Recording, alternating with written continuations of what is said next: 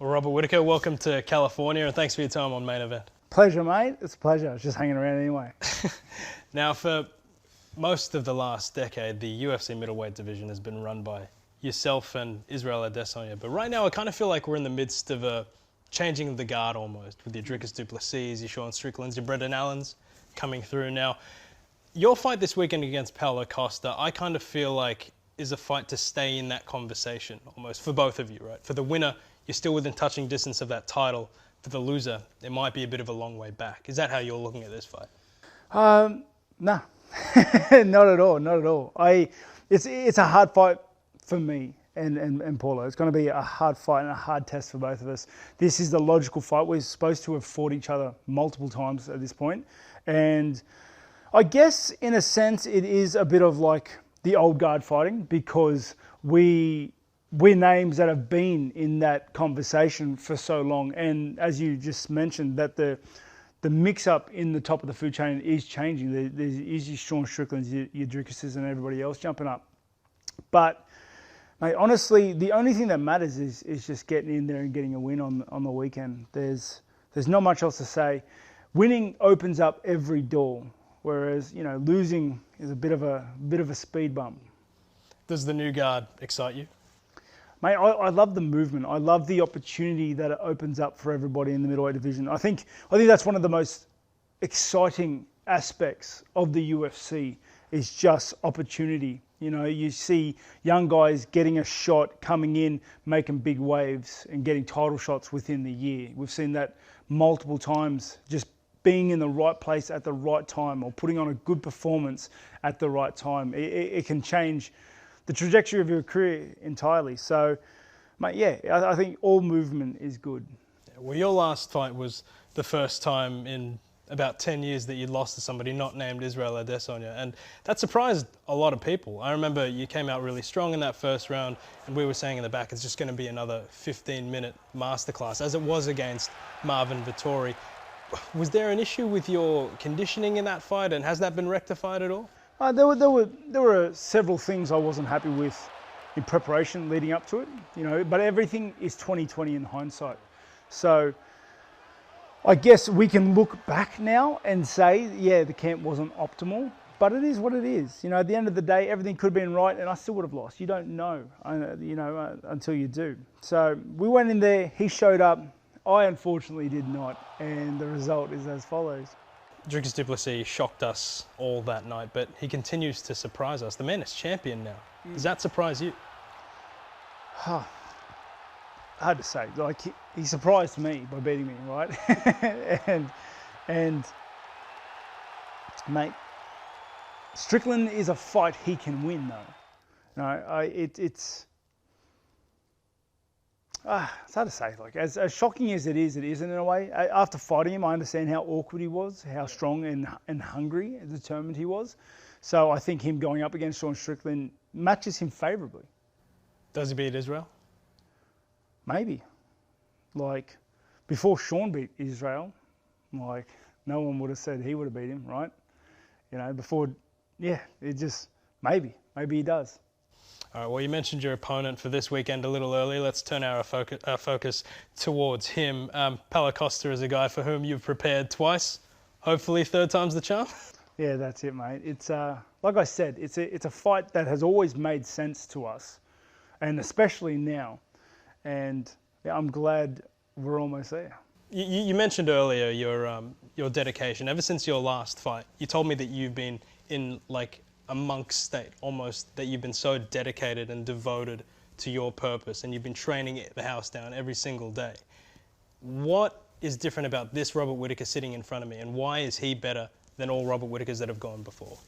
Well, I think a big thing was after the loss with Dricus, and like I said, we looked at the camp that had just passed, and we with 20/20 vision. Yeah. And we picked apart what we liked and disliked, and where I was at the point of the fight and where I am now.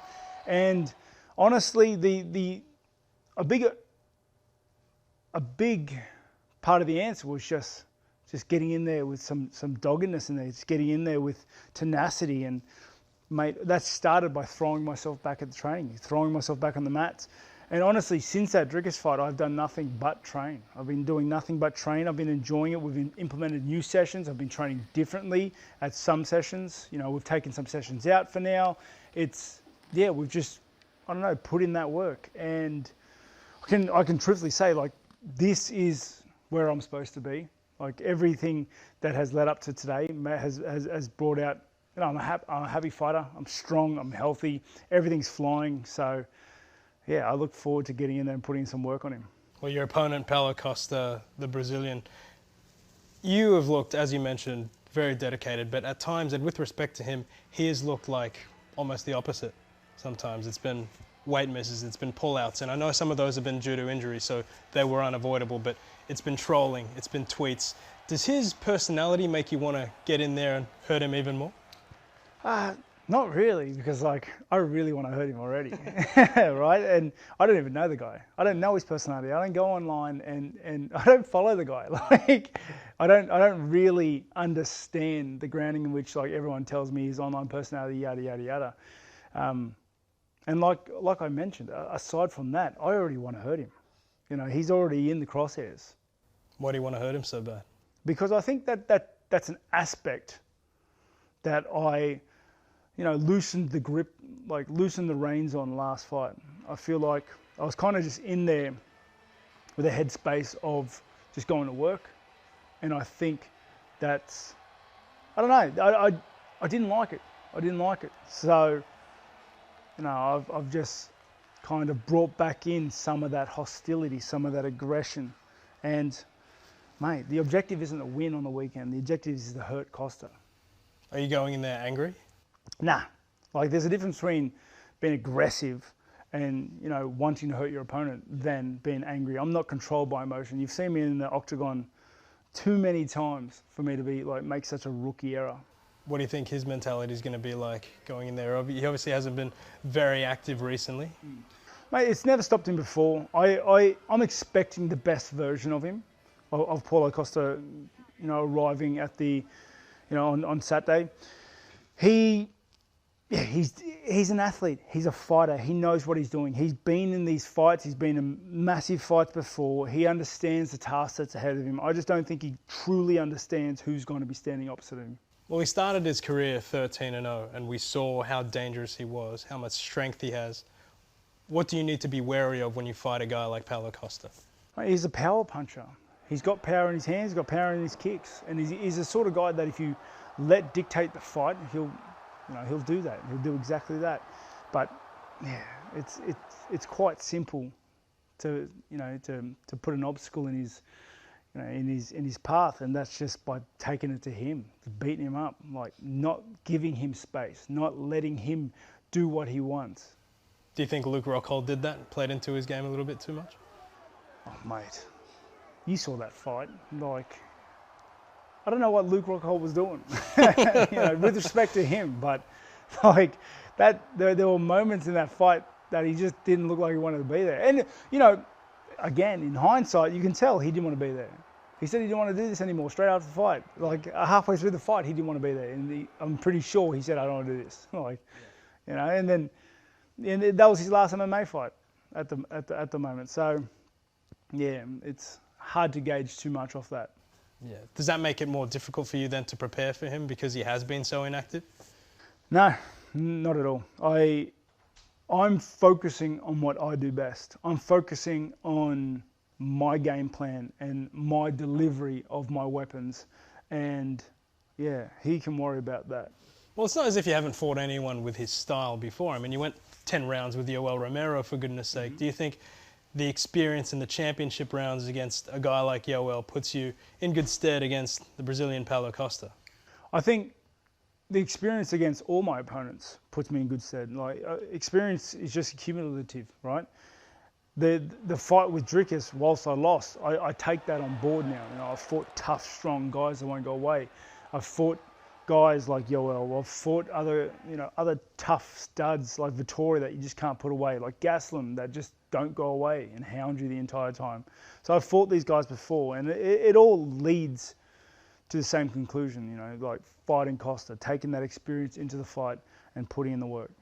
Is this the best Robert Whittaker that we've ever seen? I would like to think so, mate. Everything feels good. Everything's firing well. And, mate, I feel strong. I feel hungry. And I can't wait. I can't wait till the weekend. I saw you mentioned in another interview that you are chasing a finish that you really want to finish Paulo Costa. Why is that so important to you? Because that's what I've trained for the entire camp. The entire camp, like I said before, the objective isn't to win, it's to hurt Costa. And I've trained for months to just try and take his head off. And I'll be upset if it doesn't get taken off. He hasn't been tested on the ground very much. Do you see that as a route to victory for yourself? I think skill set, I think if we're talking about skill sets, I'm better across the board. I believe that my jiu-jitsu is better, my wrestling's better, my striking's better. I just think I'm a better fighter than he is. I think I'm a more complete fighter than he is. So in this fight, I'm going to do what I do best, and that's fight. And if the fight goes in any of those directions, I'll beat him at it. Well, we can't wait to see it. Robert Whittaker will speak to you as the week goes on, but enjoy the next few days. Thank you very much.